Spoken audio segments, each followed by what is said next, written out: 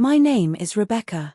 I'm 31 years old, and I live in Charlotte, North Carolina, though I grew up in a small town outside Pittsburgh where everyone knew everyone's business, and privacy was something you earned by leaving. I'm telling you this story because inheritance has a way of revealing family dynamics you didn't know existed. And sometimes justice doesn't come from a courtroom. Sometimes it comes from a closing table. My parents spent $84,000 of my inheritance when I was 17. Money my grandmother left specifically to me. They told me it was for family expenses. For keeping the house. For my future. They spent it on vacations, a new truck, and credit card debt I didn't even know existed. 14 years later, I bought their house out from under them. Not out of spite.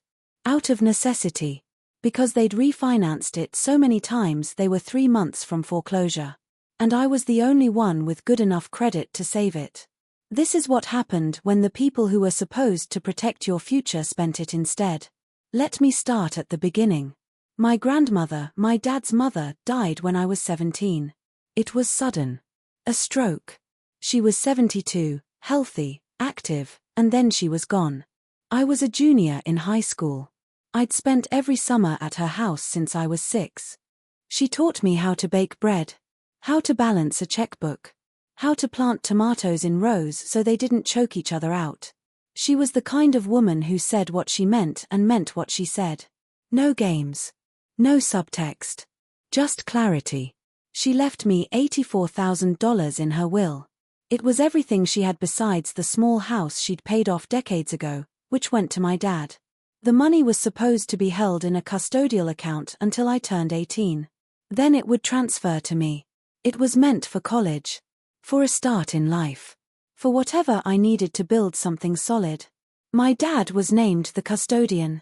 He had legal access to the account, but only for expenses that directly benefited me. That was the language in the will. My grandmother had been specific. She knew my parents struggled with money. She'd watched them live paycheck to paycheck my whole childhood. She'd bailed them out more than once. And she didn't want my inheritance disappearing into their debt. So she put protections in place. Or she tried to. I turned 18 6 months after she died. I was applying to colleges. I had decent grades. I'd been accepted to 3 state schools. I asked my dad about the money. He said we needed to talk. We sat at the kitchen table. My mom was there too. He said the money was gone. I didn't understand at first. I said, "What do you mean gone?" He said they'd had to use it. That there'd been emergency expenses. That the house needed a new roof. That the furnace had died. That they'd had medical bills. That it was all spent, but it had been spent on things that kept the family afloat. He said I still had a home. I still had food. I still had everything I needed. I said, I needed that money for college. He said, you can take out loans like everyone else. We gave you 18 years of a roof over your head. That money kept this family together. I looked at my mom. She didn't say anything. She just looked down at her hands. I asked to see the account statements.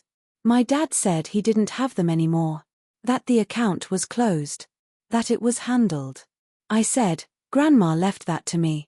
He said, and we used it to raise you. She'd understand. I didn't fight. I didn't yell. I just sat there feeling something collapse inside me. Because I understood, even at 18, that this wasn't an emergency. This was a choice. And they'd chosen themselves. I went to community college. I worked full-time at a grocery store. I lived at home because I couldn't afford rent. I saved every dollar I could.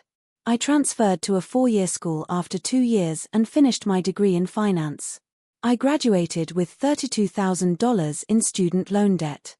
My parents didn't help. They said they couldn't. That they were still struggling.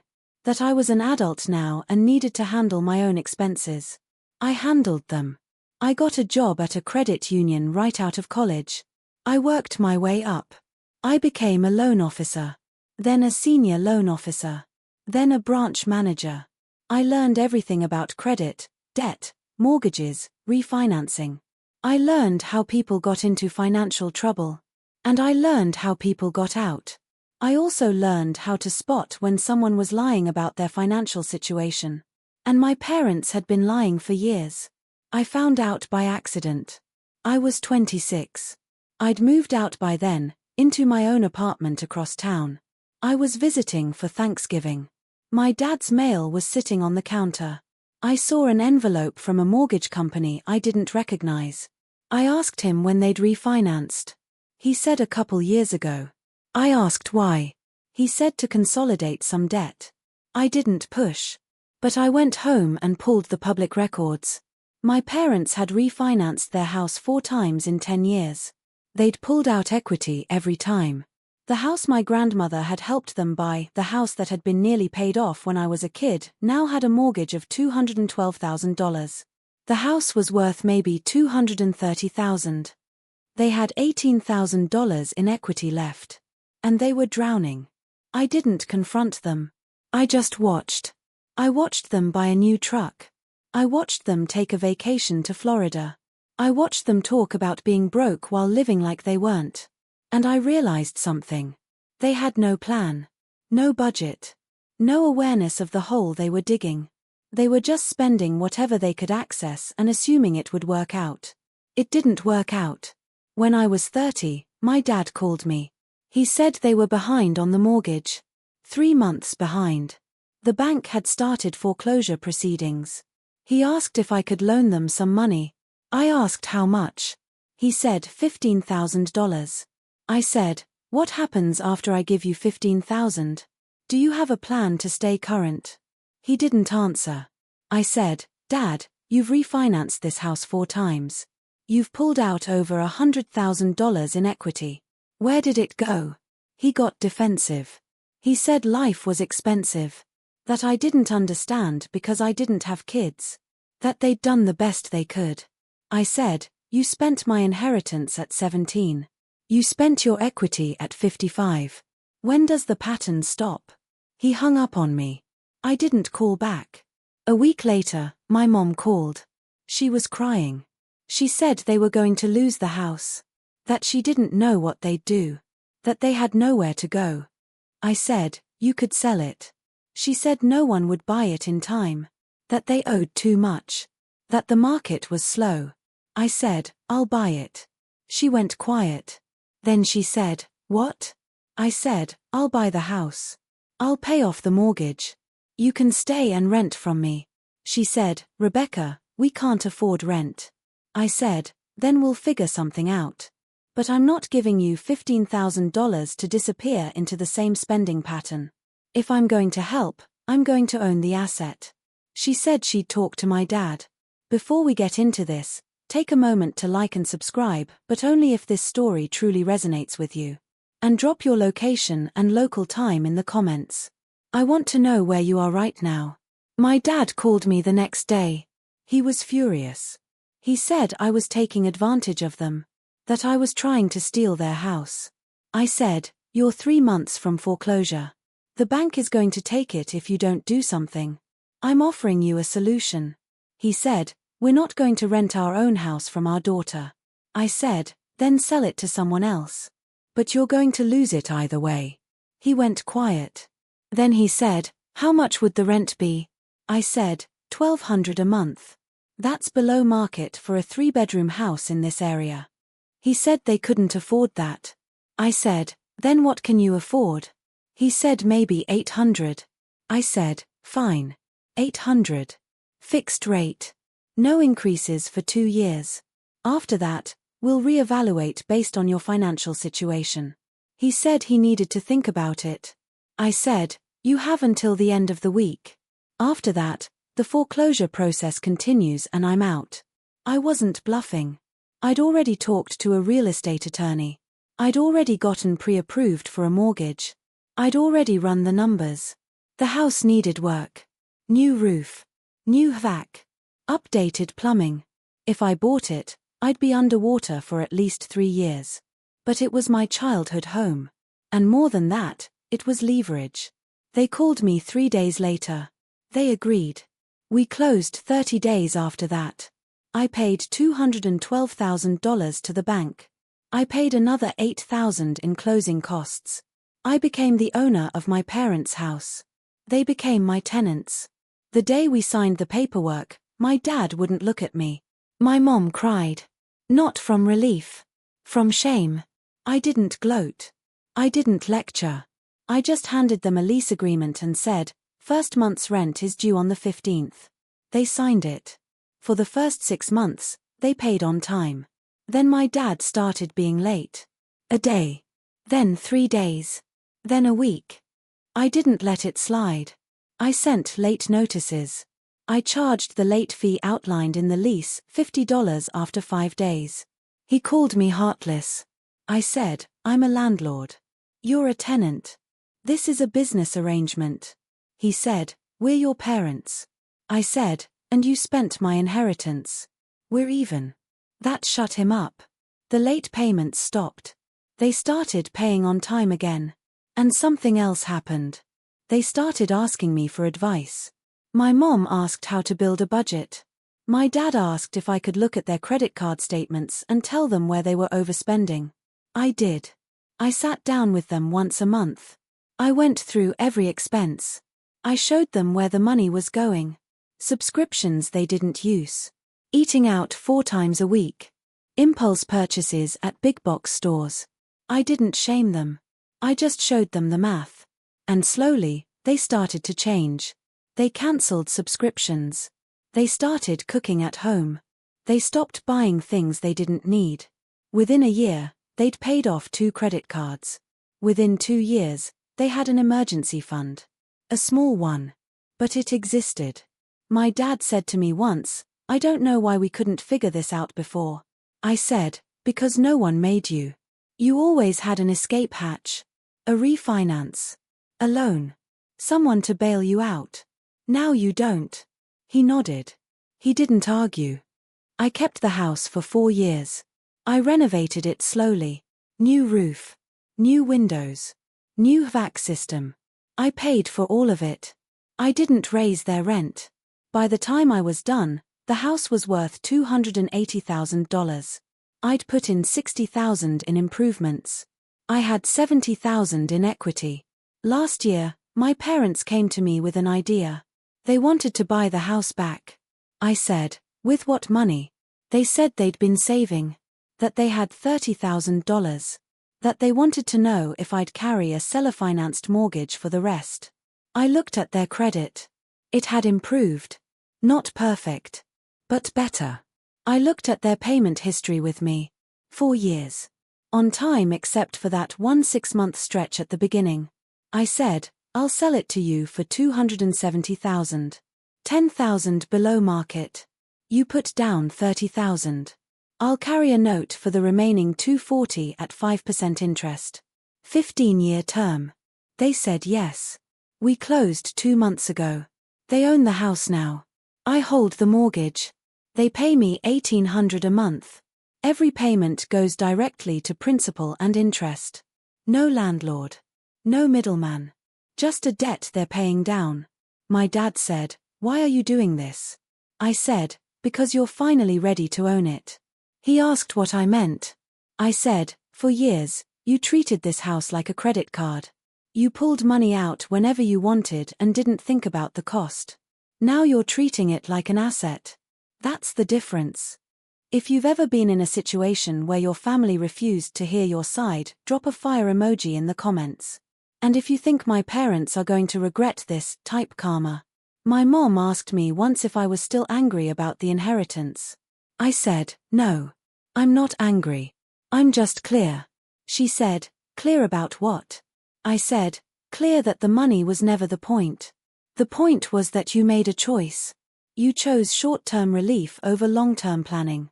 And I've spent my entire adult life making the opposite choice." She cried. She said, "We failed you." I said, "You didn't fail me. You taught me exactly what not to do. And I used that lesson to build a life you couldn't." That sounds harsh. But it's true. My parents didn't give me money. They gave me clarity. They showed me what financial instability looks like. What denial looks like. What living beyond your means does to a family. And I built my entire career around the opposite. I have no debt except my mortgage on my own home. I have 6 months of expenses in an emergency fund. I max out my retirement contributions. I live below my means. I plan for everything. I'm not fun at parties. But I'm financially secure. And that security came from watching my parents drown and deciding I'd never let that happen to me. People ask if I resent them. I don't. I just don't rely on them. I don't ask them for help. I don't expect them to understand my choices. I don't need their approval. I built my life completely independent of them. And that independence is worth more than $84,000 ever was. My grandmother would have understood that. She was the same way. Self-reliant. Clear-eyed. Unsentimental about money. She knew that money didn't make you happy, but it gave you options. And options gave you freedom. My parents spent my options. So I built new ones. I have a house. A career. A retirement plan. Investments. I have everything my grandmother wanted me to have. I just had to build it myself. And maybe that was the point all along. Maybe she knew my parents would spend it. Maybe she knew I'd have to fight for it. Maybe the inheritance wasn't the money. Maybe it was the lesson. I don't know. She's been gone for 14 years. I can't ask her. But I think about her every time I make a financial decision. Every time I say no to something I can't afford. Every time I check my budget. Every time I pay down debt instead of adding to it. She's the voice in my head saying, "Don't be like them." And I'm not. The house sits on a quiet street. Same street I grew up on. Same neighbors. Same trees. My parents take care of it now. They paint. They mow. They fix things when they break. They don't pull equity. They don't refinance. They just live there. And pay me. Every month. On time. It's a strange kind of full circle. The house my grandmother helped them buy. The house they almost lost. The house I saved. The house they're buying back from me. I don't live there anymore. I bought my own place 3 years ago. A small 2-bedroom townhouse in a neighborhood I actually like. I didn't need my parents' approval. I didn't need their help. I just signed the papers and moved in. My dad said, "You're doing better than we ever did." I said, "I know." He said, "Does that make you feel good?" I said, "It makes me feel safe." That's the difference. My parents chased feelings. I chased stability. They wanted to feel successful. I wanted to be secure. They spent money to prove something. I saved it to protect myself. And now I'm 31. I own a house. I hold a mortgage on another. I have a career I built from scratch. And I have parents who finally understand what they didn't 14 years ago. That money is not a feeling. It's a tool. I have to pause here. What do you think my parents did next? Option A, they paid off the mortgage early and thanked me. Option B, they fell behind again and asked for forgiveness. Option C, they kept paying and never mentioned the inheritance again. Drop your answer in the comments. They kept paying. Every month. On time. Without drama. And they never mentioned the inheritance again. Not once. It became this unspoken thing between us. This gap in our history that no one wanted to touch. I didn't bring it up because I didn't need to. The arrangement spoke for itself. They didn't bring it up because they were ashamed. And shame, I've learned, is a more powerful teacher than anger ever was. My parents aren't bad people. They're just people who made bad decisions for a very long time. And I was collateral damage. But I didn't stay damaged. I got angry. Then I got smart. Then I got even. Not through revenge. Through competence. I became the person they should have been. And now they pay me rent in the house I saved from foreclosure. That's not cruelty. That's just math. If you haven't subscribed yet, now is the time, because the next part of the story is where everything comes crashing down. I mentor young people now. People in their early 20s who come from families like mine. Families that love them but don't know how to manage money. Families that see an inheritance or a windfall as something to spend instead of something to steward. I tell them the same thing every time. Your family's financial habits are not your destiny. You can break the pattern.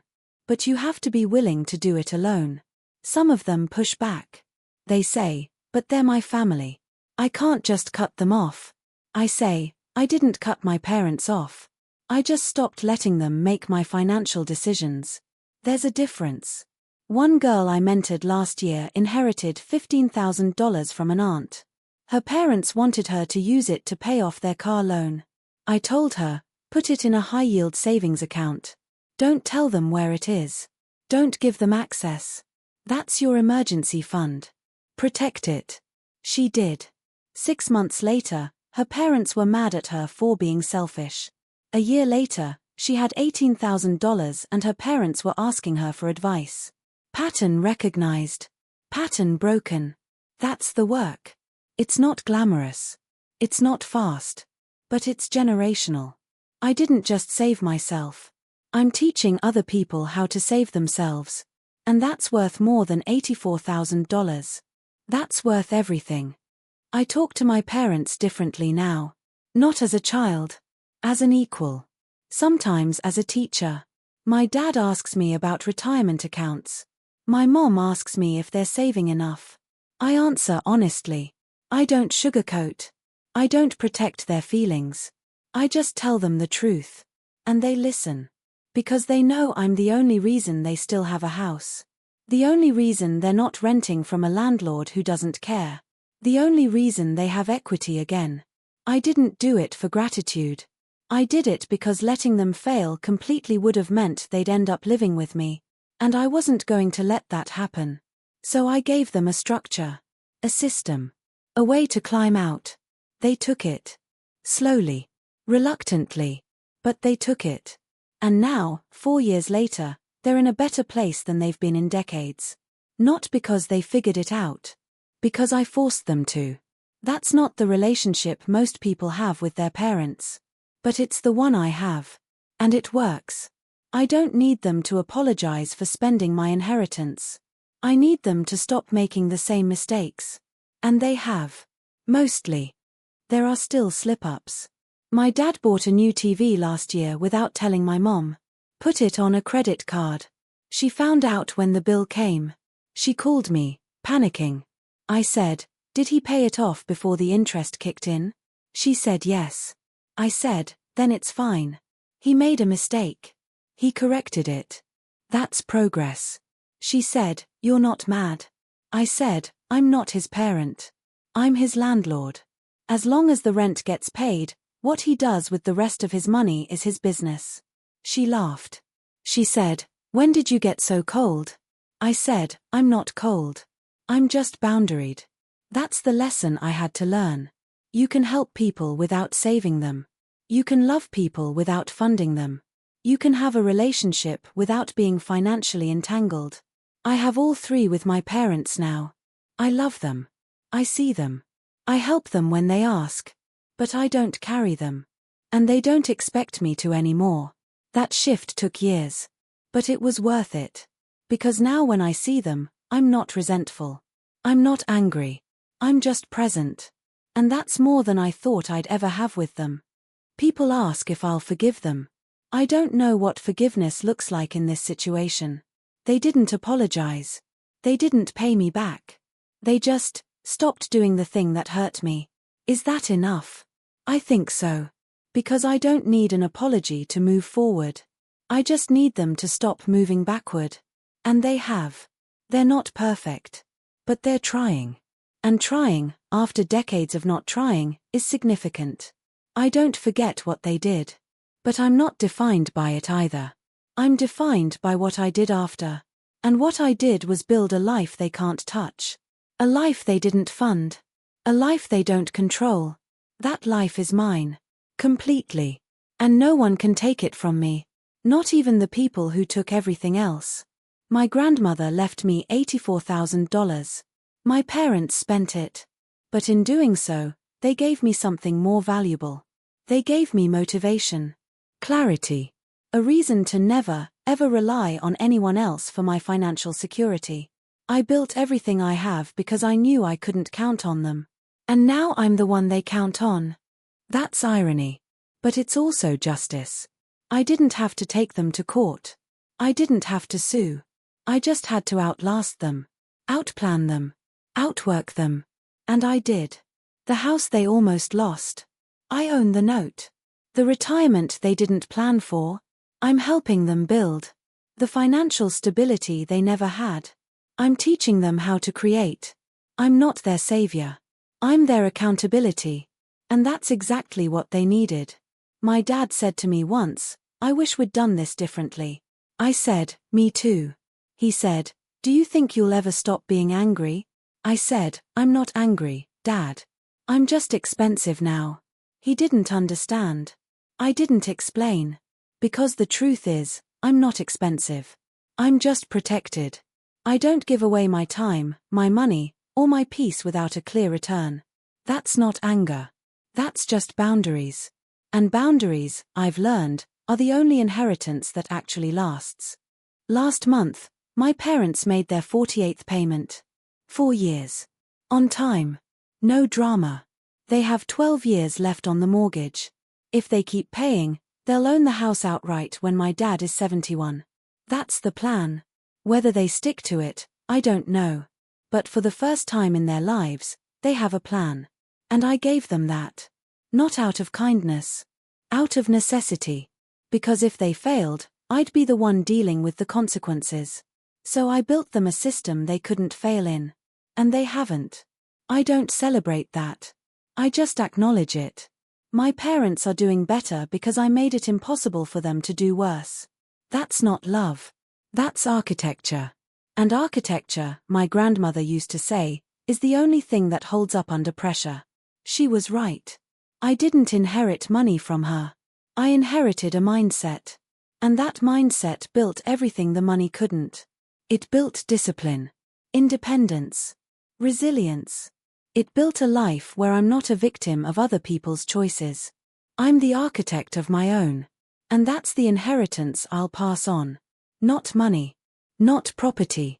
Just the knowledge that you can survive anything if you're willing to build from nothing. I did. And I'm still building. The last time I visited my parents, my mom was in the garden, planting tomatoes. The same way my grandmother taught her.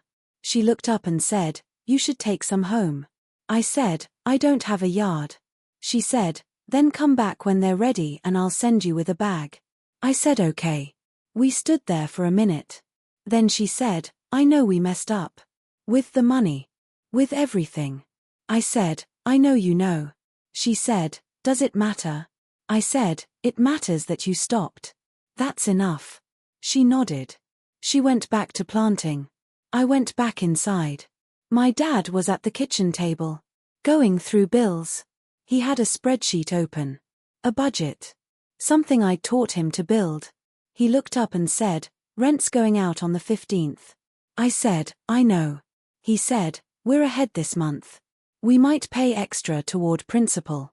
I said, "That's smart." He nodded. He went back to his spreadsheet. I left an hour later. Drove back to my townhouse. Sat in the driveway for a minute. And I realized something. I wasn't angry anymore. I wasn't resentful. I wasn't waiting for an apology or acknowledgement or closure. I was just done. Done carrying it. Done letting it define me. Done pretending it mattered more than what I'd built after. My parents spent my inheritance. That's a fact. But it's not my story anymore. My story is what I built with nothing. The career. The house. The stability. The knowledge that I can survive anything because I already have. That's not a victim's story. That's a builder's story. And I'm a builder. My grandmother knew that. She left me the money, yes. But more than that, she left me the example. She showed me what it looked like to be self-reliant. To plan ahead. To not need anyone's permission or approval or help. She lived that. And I learned it. My parents didn't teach me that. But they taught me why it mattered. They showed me what happens when you don't plan. When you don't save. When you live like there's always going to be someone to bail you out. There isn't. And I'm proof of that. Because I didn't bail them out. I bought them out. And now they're paying me back. Not for the inheritance. For the lesson. The lesson that money is a tool. That houses are assets. That debt is a choice. That stability is built, not given. They're learning it late. But they're learning it. I don't need them to thank me. I don't need them to admit they were wrong. I just need them to keep paying. Keep planning. Keep doing the work. And they are. That's enough. That's closure. Not an apology. Not restitution.